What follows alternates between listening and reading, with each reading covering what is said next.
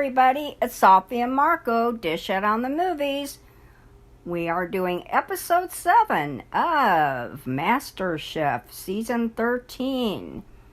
And this was a firefighters field station episode. And what I mean is, they were honoring firefighters and other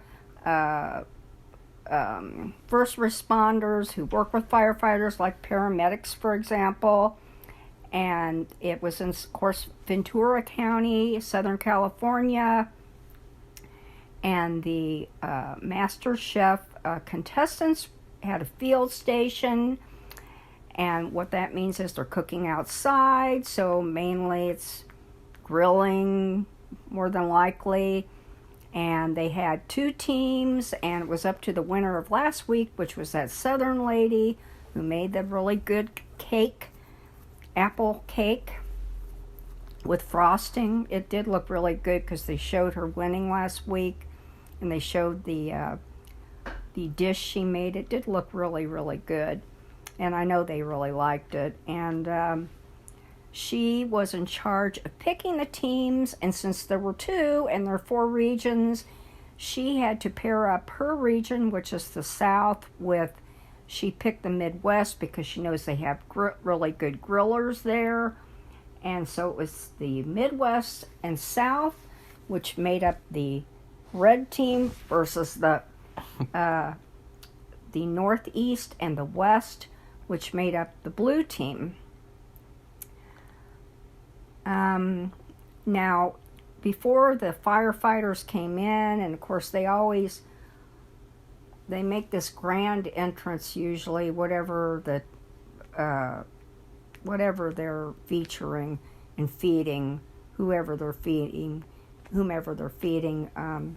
they make some kind of grand entrance. And so, they had all these explosions, and Marco wanted to say that the Columbus guy... Why are you saying it? He wants to say something about it. But why are you saying it? I'm not. I'm trying to get you to talk. So... Well, the Columbus guy was like, this is like a Michael Bay movie. And I was like, oh, God. Of course that guy's a fan of Michael Bay's movies. Like, that was what started the episode, and I was like, oh, God. And, it was more like a stunt-like episode. It was almost like, it was hard to believe it was a firefighting. It's weird. It's like, are they going to do that, like, every season? Like, okay, this season, we have to blow up a skyscraper. And then they were huge explosions. They made a lot of noise, and they went way up in the air. It was unbelievable. It's like, detectives from a police station are coming to eat at MasterChef. We're going to have to kill Gordon.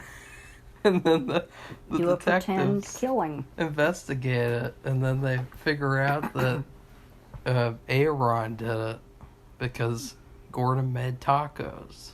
And Aaron didn't like them, of course, because he only likes the tacos he makes. So this episode...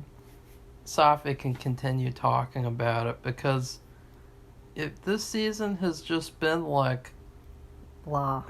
Yeah. Like, even though I haven't been well enough to do much reviewing, still, if I was well enough, there really isn't much to talk about or discuss, because it's there. It's like a very mid-tier season of MasterChef.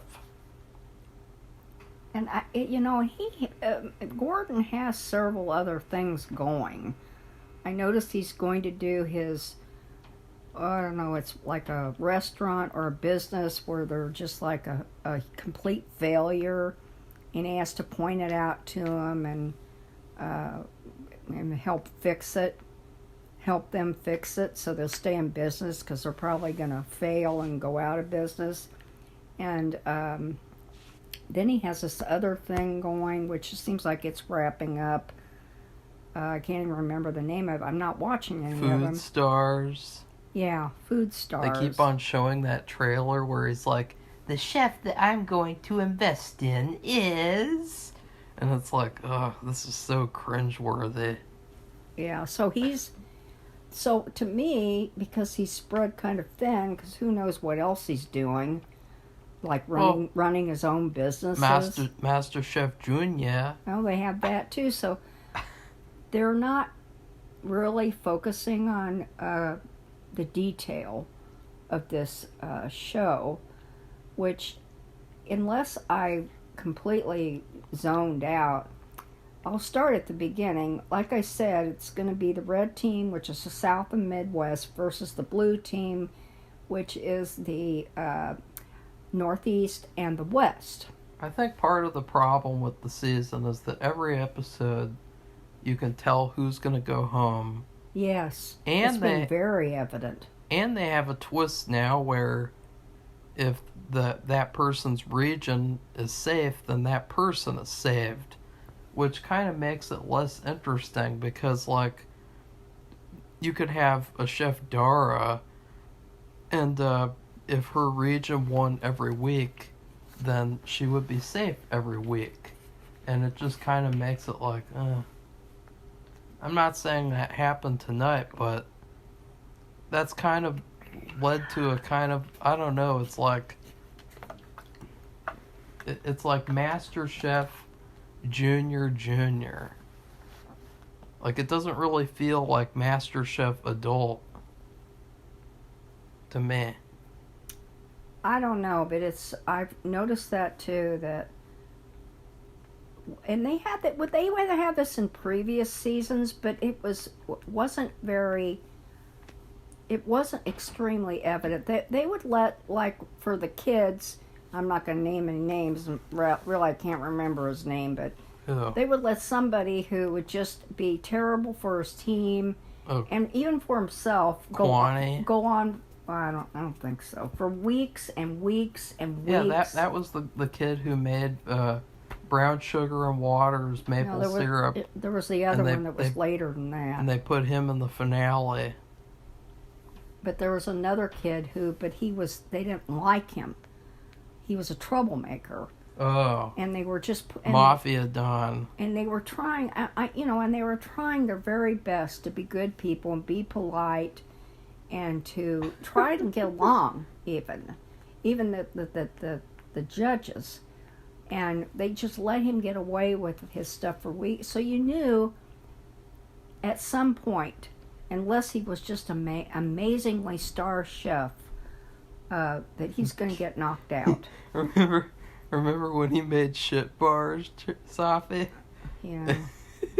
Stupid. He was like, oh no, my first dessert failed, so I'm gonna make these shit bars. I eat them all the time as a snack at home. Yeah. But anyway, there might be an occasional, getting back to the adults, there might be an occasional time where you might have somebody in there, especially in these challenges where they're outside, somebody fail, but then they have a talking to, or they fall apart, they cry, or they get totally stressed out, and he'll do a talking to with them, Gordon will, and they'll recover, and they'll do even better, or they'll manage and get through it, and everything will turn out okay. It won't be outstanding, but it'll be enough to save them. This time, though, it's been multiple times already where there's been one or two people who you can just tell, it's the writing on the wall almost, that they're going to go home. Yeah. And for both teams, they had one of those people, and even though, to be fair, I think, when they come to the end and the one team fails, they'll pick out three people. And usually one of them will be, unless they have immunity, will be the head of the team. And then the other two will be, they didn't do good, but it's really basically one. Unless there's been other circumstances where it might have been two people. And this week was another person from the Northeast. Which Marco predicted at the beginning. He didn't think they would do well. Told you. And I'm really surprised. But this time, this is the question I have, the attention to detail. Unless I was totally zoned out, I can't figure out, how they know what they're going to cook. And usually sometimes they'll spell it out. They say, well, you have this menu you have to create and do whatever you're going to do with it and put your own spin on it. Because, you're having regions involved, so of course there'll be different. Like the South likes to put coleslaw on their pulled pork and their hamburgers. That's a thing. And other regions don't do that kind of thing. So, different regions have their own spin of certain dishes. But this time, I don't know, it seems like they were able, they out of thin air, they were able to pick what they wanted to. And I just don't get that, because do they have a list? How are they getting this information? How do they know what they can cook? Like, in terms of even fruits and vegetables, too. Because you don't see anything. You don't see where they're getting it. And they didn't say anything at the beginning, like, you have to cook this or this. You have a choice of it. I don't remember them saying anything. So, to me, it was important this time. Because, okay, I'll just say the South picked mashed potatoes, which is simple. I make mashed potatoes all the time, for I could do it in my sleep. And what is the real success of making them, and I learned this back years ago, is to, instead of mashing them with a masher, which I recently had to do because my mixer broke. And it was a disaster. They had to mash them. And they don't know how to do it. They didn't know how to cook them. They didn't know how long to cook them, which is simple. It's simple. It doesn't even matter how many you have. And, of course, I think they had 100 people they had to cook for. It's better to just use a blender. Yeah, it is. It's a mixer. What really is the advantage that somebody would have? It's like those retards who tell you that, like, you can't do math with a calculator because that's lazy or something. Like back when I was doing youth bowling, every time at the end of the games, the whole series, you had to calculate the final scores and then sign your side of the score sheet. And, we had this coach who was kind of retarded. Well, most of the coaches there were retarded. You shouldn't say that. I'm saying most of They're them, just not backward. all of them. They're backward. And she saw me using my calculator, because keep in mind, you get there at 9 o'clock. On Saturday. You could be done at like 11, 12, 10 if you're lucky.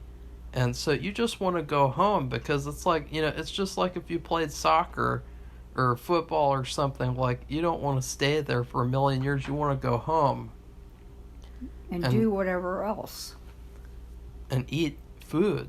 Lunch.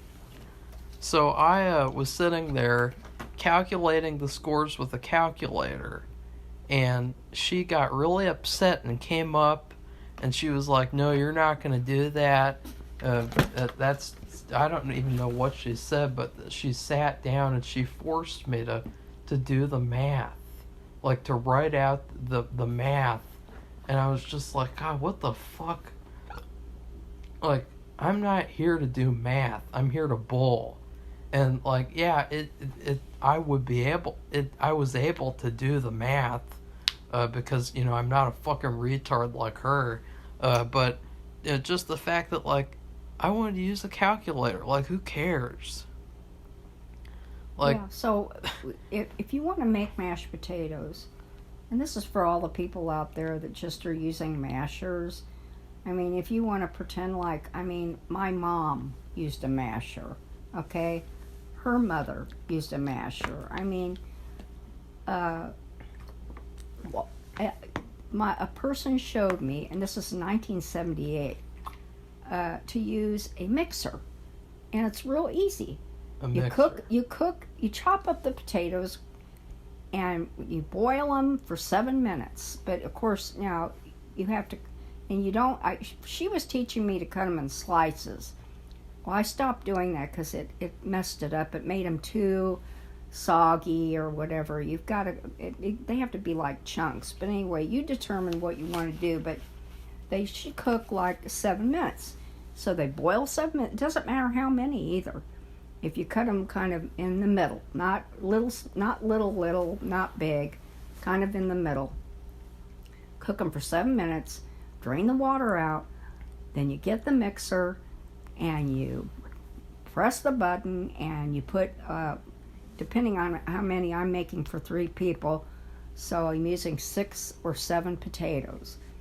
And you put a couple or 2 or 3 tablespoons of butter, and then you shake in a bunch of salt to your liking and everybody else's liking, and maybe some pepper, but I don't really usually because it bothers me.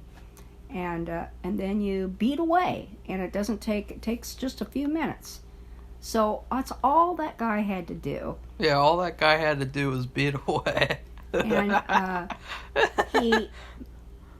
there were multiple problems. So he had twice where they were, and you could see them.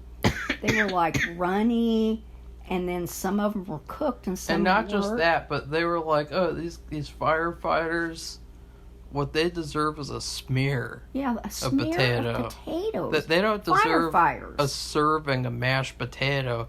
They just deserve a little smear. And it may be Southern California, and they may eat a lot more fruits, vegetables, and nuts, and everybody teases them. Looked like weird diarrhea. But they still, I mean, to do the work that they do, especially when they're on a fire, even to do that little thing with the explosions, they were out there. They had to put out fires and manage the explosion in a safe way. And it takes a lot of work, physical work, so they're hungry. And they give them a little tiny bit of potatoes. A smear. Because, see, what happens is when they decide what they want to have, they have to make a plate of it after 10 minutes or something. And they have to serve it to Chef Gordon first. And the other judges might stand there, too. And they tell them what's good and what's bad about it so they can make improvements before they actually have to make 100 dishes for 100 firefighting personnel.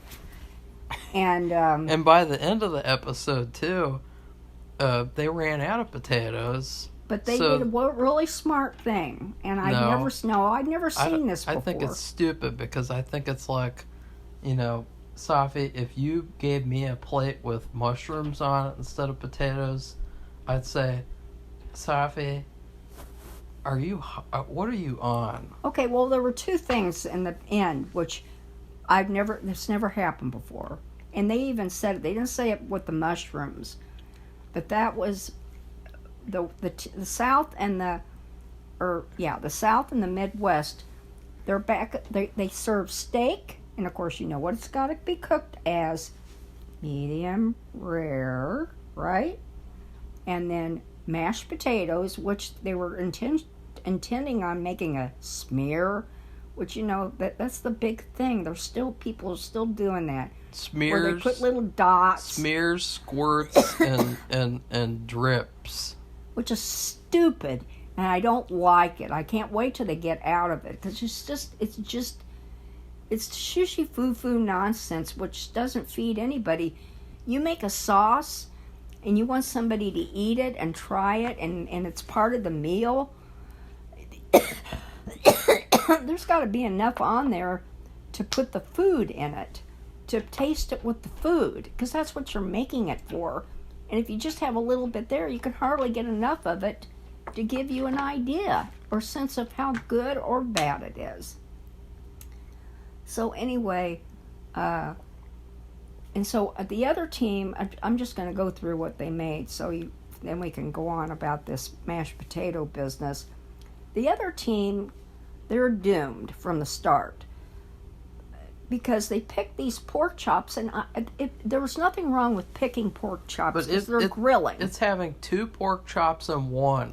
Yeah, and they had big bones, which if you know... So they had 2 bones. If you know about cooking, when you have something that's boned, it takes longer to cook. It's very hard to cook those thick pork chops. And the other problem, they were thick.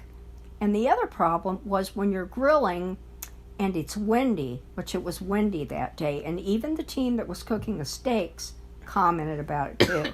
It makes it harder to grill because the heat isn't concentrated on the food. It's blowing, so it's cooling it down. So therefore, it's hard to know when something is done, or it might be done too fast. It's hard to estimate the time.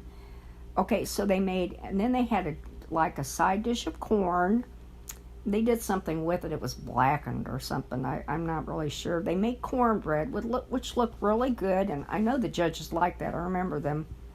Then they had some kind of avocado sauce, and that was their. And it sounds really good. They had slaw. Oh, they did? Yeah. I didn't see that. But anyway, it was a really good meal, but the problem what doomed them was the pork chops. Yeah. And from the very beginning. So you knew the people, they had a couple of good grillers, but even the best grillers in the world, I just don't think, I think Gordon knew this, but they picked it. Why? This is the thing they did not cover this about how they decided to cook this instead of something else. I mean, the other team decided to cook potatoes, steak, and carrots, basically. And whole carrots, too. Another thing where I don't get this, they have them in complete form. They don't cut them or anything. I guess it saved time. And but it was very simple, and even the schoolie girl from the Northeast, she knew they would. Safi, she's from the West. No, she's not. Yeah, she is. No, she's not. Safi. Okay, I'm not gonna argue about that. I'll look it up because I think I have that written down. Yeah, you should know because you're so into her. No, I'm not. Yeah. So anyway, she predicted they were going to cook this. She said that's a Southern thing: steak, potatoes, and potatoes. She knew it right off the bat. That's what they cooked. And so even with their steak, they talked about a little bit about the wind. So they had a little issue too, but they didn't have this double bone, really thick steak. They had New York strip to cook. They had the worst steak of the episode, the worst meat of the episode, though, because there was this one firefighter at the end, and his steak was raw. Yeah, and they showed it. It looked like you got it out of the package. Yeah, and just presented it to the person. It was so gross, and he didn't even send it back. I felt like that was kind of a shame because that was bad. It was, and it was really disgusting and irresponsible to serve somebody that.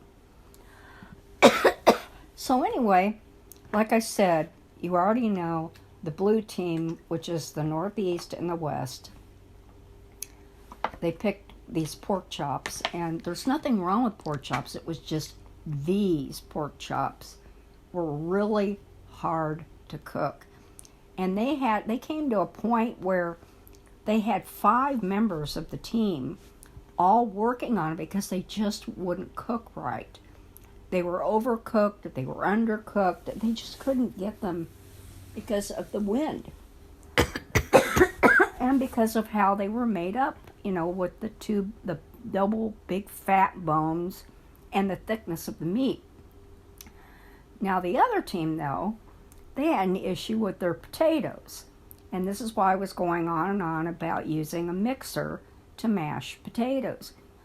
They make this person, they have one person, and they said it right, they showed him right off the bat, I'll cook the potatoes, I'm really good at cooking potatoes. Really? His potatoes were gross. He hand mashed them, or I don't know what he mashed them with, but his fist. At first, when they served it to the judges, and even though it was a quote smear, little bit more than a smear. They did look mashed. But after that, it looked like they were hardly cooked at all. And it was just gross. It looked awful. And they screwed up twice. And so I'm thinking like, well, but their steak was good. The person cooking the steak, they didn't have that wasn't that wasn't as hard of a meat dish to cook as the pork chop. But they did, like Marco said at the end, somebody got like a big rare serving, and it was all red, so I'm sorry. So it wasn't perfect.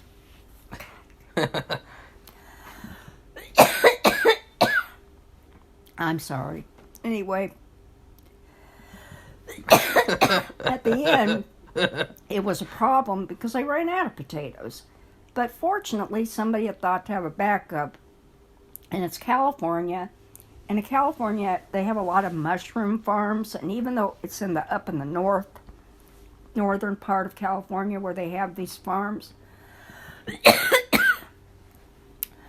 they still serve mushrooms in the southern part. So they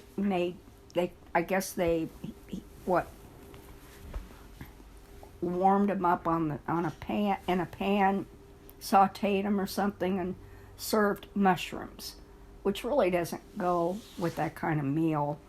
It's okay, but potatoes would have been better, but they ran out. What would have been ideal is to chop the carrots up and the mushrooms up, and then make a gravy. But they didn't have time to do that, so. And then another problem they had were the carrots. I think they had whole carrots, but they were like smaller. But they were whole. And I just don't get that, serving carrots like that. But I really doubt they have carrots like that in the South. But anyway, they still made them the way they made them. But they weren't cooked. So at one point, the woman who was cooking those... Safi, why don't you review a little bit in between your coughing? I'm trying. So anyway, Gordon complained.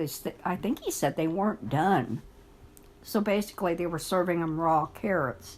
So they had a few problems too, but it was just those pork chops that did the guy. The biggest problem was like, what was the Alabama girl doing?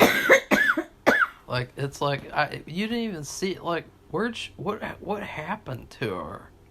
What was she doing this episode? I saw her spooning some kind of sauce, and they weren't even serving a sauce. So I think it was butter, like melted butter. She likes to spoon? She wasn't, and then I heard her, I don't know, being upset about, I think it was potatoes or the carrots or something. What did she say? I don't know, but they're not showing her at all. Oh no. I think we're busted. I think that we're in deep trouble now. And then Joe was making stupid comments like, the southern lady, she's a mother, she's a little older, meaning she's not a 24-year-old or whatever, like somebody we know here next to me. Like your mom. And she's very friendly with everybody. She was just trying to get, be nice and get everybody together as a team, making sure they keep working together. Although the potato guy, I don't know why somebody couldn't step in.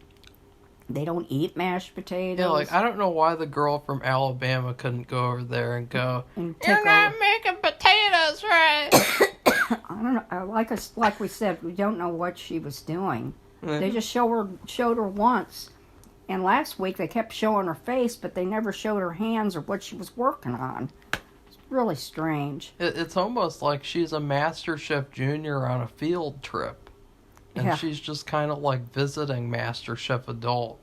Anyway, Joe criticized the southern lady who was in charge of the team and the Midwest and South Southern team, he said, I'd rather have no friends and win. So, I mean, he was up to his little meanie comments, and they won. So, he really shouldn't criticize but the other team, they just from the get-go, you knew that guy was probably going to go home, but you thought, well, maybe they'll be able to. But since my husband grills in the past, anyway, he grilled a lot, and we know about the thing with the temperature and the wind and all that stuff. We've heard it over and over again. We know that can be a real problem. And that guy just was doomed from the beginning. And despite the other team having multiple problems, and with the potatoes, because if they had managed to lose, I think he would have gone home, the one who made the mashed potatoes.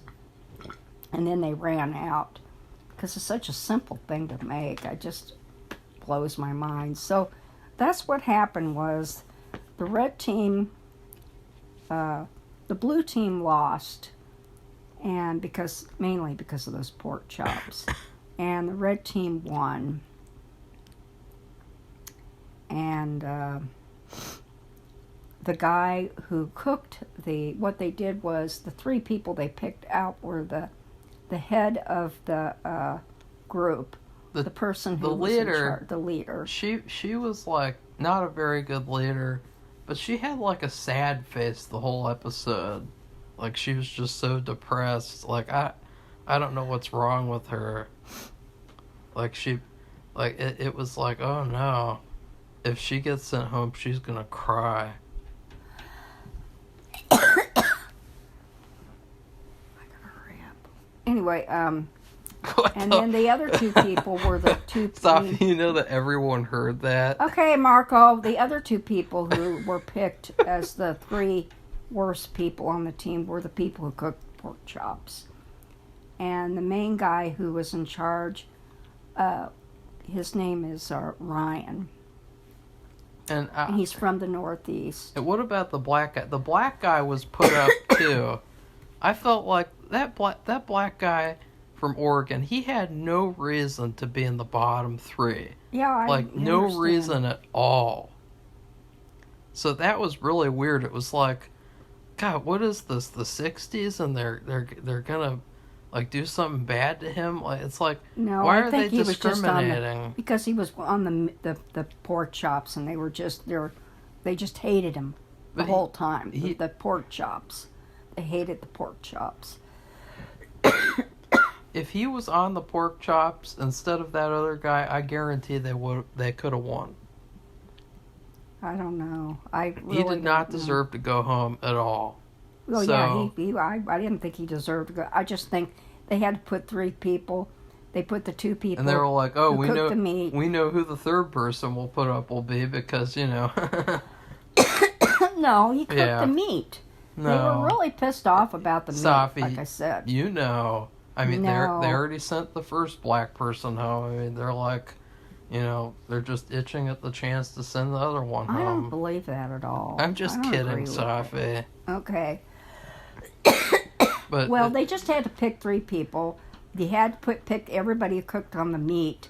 And those two guys were the main people who were cooking the meat. Let's just face it. They tried really hard to get it right. But everyone from the Northeast, except for the Viking girl, is going to go home. Guaranteed. She's from Maine. Everyone. Excuse you. I don't know. Marco seems to think, they've already lost at least one person. Two. I thought the other person was from the West. That woman who made the tacos. Safi. Okay, well, she went home first. Then it was, I can't remember. You have the guy who made the, quote, cake. The home cake. That guy was from the Northeast. Okay, so... Of course, you hallucinated that he wasn't. So, he was. He is from the Northeast, which is why his food is so trash. No, that's just terrible, Marco. And it's funny because at the very beginning, when they were picking the finalists to be in the show, Joe was going on and on about how great the Northeast was going to be. And I don't have anything against the Northeast. I just think it's funny because he acts like such a big know-it-all. Well, Joe is a little slow, and I think that we should nickname Joe Slow Joe. You got Chef Gordon, you got Aaron, and you got Slow Joe.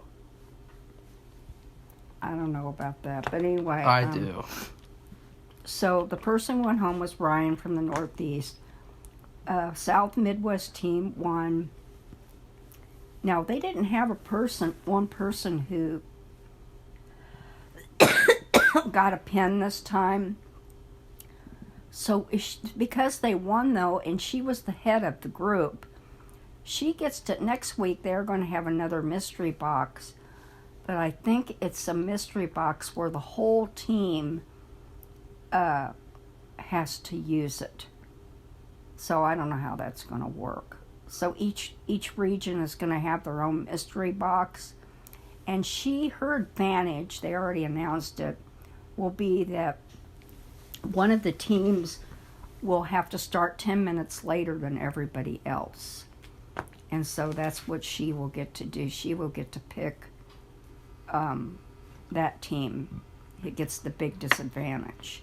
I think that's it. So that will be happening next week. It's going to be another mystery box. It's going to be one mystery box per region. The real mystery is, what is the girl from Alabama going to do? Or not do. Like, what? Is she a contestant, Safi? Yeah. Is she competing? She's really like floating. Well, I talk about a floater. So I can't do this much more, but I give the episode a C. I just give, like, I would amend all my grades for the season so far and just give every episode a C+, because it just feels like not outstanding episodes. Like, but it's nice to watch. Is that your agreement, Safi? You're like, well, I look forward to watching it. It's nice to watch. I look forward to watching it because there's not, I mean, other than for me anyway, the politics of everything that's going on right now, and the other legal stuff. It's interesting to watch. Plus, we've had this submersible incident and Safi, other stuff that there's nothing, in the summer, especially in July, you have Christmas in July, so you can watch Christmas movies if you want to do that. Or you could just be sick the whole summer like me. Well, I've had a cough for a few weeks. Yeah, but and we've had this air quality problem here. You like coughing. It's I don't. It's kind of like, I'm sick of it.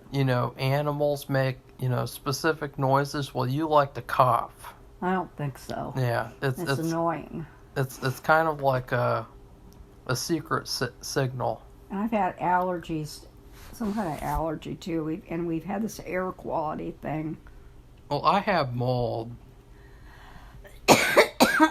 Yeah, we have that other thing. We're gonna have to get some humidifiers in the bedrooms because I don't know why it's doing that. Now his room doesn't have any window open, which I don't know if he wants to have a window open. No, I don't. That's what I thought. In the other room, there's a window open, and it doesn't seem to help because I can smell the mold.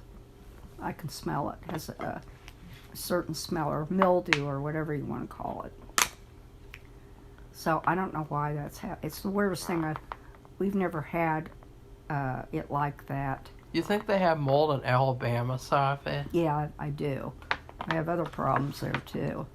Like anyway, what? Senators who run amok and do dangerous things. So anyway, what if you paid that girl with mold? Like, No, what? she had a very good audition, and she went to Harvard. She's not a dummy. Like, here. Her goal is to have Filet mignon. her Oh, goal. I got mold. Here you go. Her goal is to have a like these kind of small restaurants where you pay what you think the meal was worth. So I think that's an interesting idea. And I would give her mold because since they won't show her food. I hope this week, coming up next week, I mean, they'll show what she's doing. like, oh, you want a tip? You want a big tip? Here's some mold. Yeah. Well, anyway, I'm gonna have to end this, but so we both have kind of reviews for this episode, although I do enjoy watching it. It's something in the summer I enjoy doing to watch on TV. And so if you like this video, please give it a thumbs up. If you and like this... become one of our subscribers. We welcome new subscribers. And have you been watching these episodes, and what do you think about it? Do you think Chef Ramsay's a little bit spread too thin? Safi, it's Chef Gordon. Gordon Ramsay. It's Chef Gordon. So anyway, do you think he's spread a little thin so they don't pay as much attention to detail as they have before in previous seasons? Or do you think that that's okay? And what do you think about this, the way they did this episode with the big explosions, and at the end they finished it with another explosion because they had to determine who the winner was. And after the explosion, they said, well, it was a fiery explosion, red? And none of them knew what that was supposed to mean, the fiery, because there's this huge fireball in the air. And then you see this red, what would you call it, smoke bombs had been lit off, so then you know the red team won. So, anyway, goodbye, everybody. Bye.